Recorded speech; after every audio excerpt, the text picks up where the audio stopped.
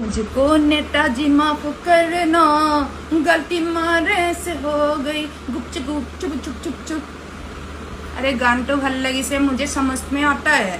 लेकिन এই যে রাস্তার লাইট বিলাক ট টকে একদম ঠিক কৰি দিছে একদম জীৱ-জন্তু বিলাক ৰাতি যে একদম পুৰা স্ক্যান কৰি ওলাই যায় যে জীৱ-জন্তু বিলাক